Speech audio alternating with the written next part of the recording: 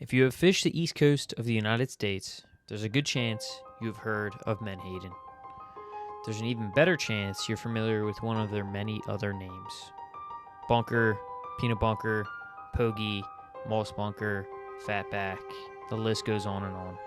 As it turns out, this small, seemingly insignificant fish is a massive forage fish responsible for the health of our Atlantic and Gulf Coast fishery. They sustain a wide variety of predatory fish, marine mammals, and seabirds. These fish also play an important role by consuming plankton, lessening algal blooms, essentially keeping our waters clean. Sadly, their stocks have been on a steady decline for decades, threatening the health of our entire marine ecosystem.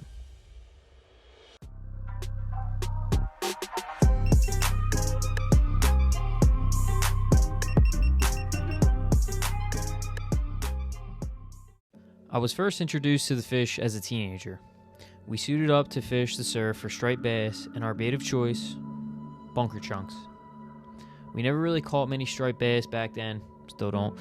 A short here and there, the occasional bluefish, and a boatload of dogfish. The bunker didn't seem like anything special, just a smelly bait fish to any young angler. Fast forward some years later, I traveled up to North Jersey during the fall in hopes of catching a surf striped bass. I stumbled upon the beach and was met with a bunker graveyard. Initially, I was upset that I missed the epic bite that caused these bunker to beach themselves. I casted for about an hour in hurricane conditions, eventually returning to my car, defeated. I sat there for a short break and told myself just one more hour, then I'll call it quits. When I returned, the Menhaden were back, and let's just say I found the bass. As whale oil supplies declined in the mid-1800s, coastal communities turned to Menhaden as a replacement source of oil and fertilizer. Huge schools of Menhaden were harvested and processed in reduction factories, where they were rendered into oil for lamps, lubricants, and later industrial uses, while the remaining was used as fertilizer and eventually as livestock and poultry feed. A man by the name of George Brown Good was a 19th century American ichthyologist and museum administrator. He wrote the first comprehensive history of the Menhaden fishery in 1880. Blending science, economics, and industrial detail, he documented how the rapid rise of the reduction industry and the new fishing technologies were driving heavy harvests and local declines. By highlighting these trends, Good provided one of the earliest warnings about overfishing. After World War II, advances in technology dramatically increased the efficiency of the Menhaden industry. Surplus military equipment such as radar, sonar, and improved engines were adapted for fishing vessels, allowing fleets to locate and harvest schools with far greater precision. Large steel-hulled purse seiners replaced wood boats, and refrigeration and processing improvements let factories handle much bigger catches.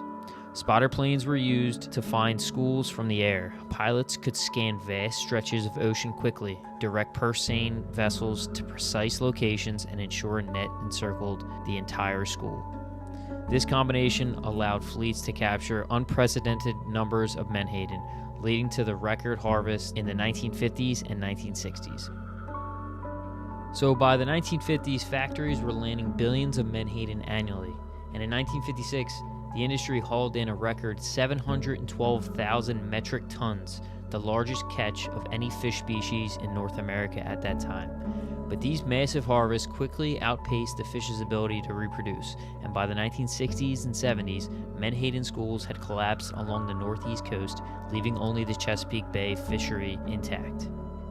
This depletion coincided with declines in predators like striped bass, bluefish, and weakfish, while worsening algal blooms signaled the loss of Menhaden's water cleansing role. Yet industry leaders dismissed concerns, claiming the species was inexhaustible, even as scientists and fishermen raised alarms. The Menhaden's crucial role in filtering plankton from the water linked their decline to broader ecosystem stress. When Menhaden numbers drop, phytoplankton and algae can build up, fueling harmful algal blooms and low oxygen dead zones that hurt overall marine health.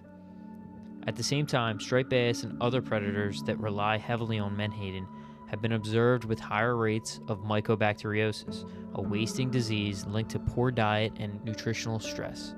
Scientists suggest that reduced access to menhaden as prey weakens predator health, while fewer menhaden filtering coastal waters contributes to degraded water quality, creating a feedback loop that affects fish, birds, and marine mammals.